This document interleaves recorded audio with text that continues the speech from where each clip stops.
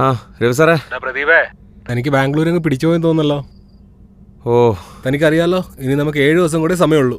അതിനെ വെച്ച് പോയ കാര്യങ്ങളൊക്കെ തീർത്ത് തിരിച്ചെത്തണം കേട്ടോ. ഓക്കെ സാറേ. ആരാണ്? ആ രവി സാറാണോ? ഇതേ ഇവിടുത്തെ സ്പെഷ്യലാ, കുരുമുളക് ഇട്ടതാ. എടോ, ഇവിടുത്തെ ക്രൈം റേറ്റ് ഒക്കെ എങ്ങനെ? എക്കച്ചക്കமான പ്രശ്നം ഇருக்கு സാറിങ്ക. മലയാളീസുകൾ നേരിടുന്ന പ്രശ്നം തെഫ്റ്റാ. വന്നു പോകുന്ന ക്രൗഡാണല്ലോ ഇവിടെ കൂടുതൽ. ഇവിടെ ഒരു സെറ്റ് ഓഫ് ആൾക്കാരുണ്ട് സാറേ.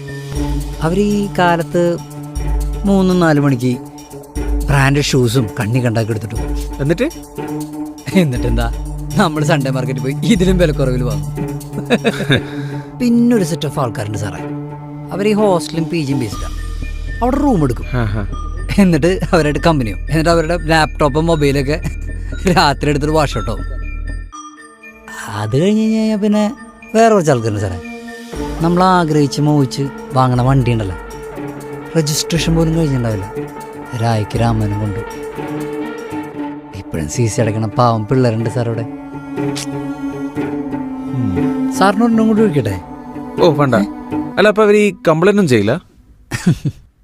CCTV വരെ അടിച്ചുകൊണ്ടാണ് ആൾക്കാരുണ്ട് സാർ ഇവിടെ. ആരോട് കംപ്ലൈന്റ്?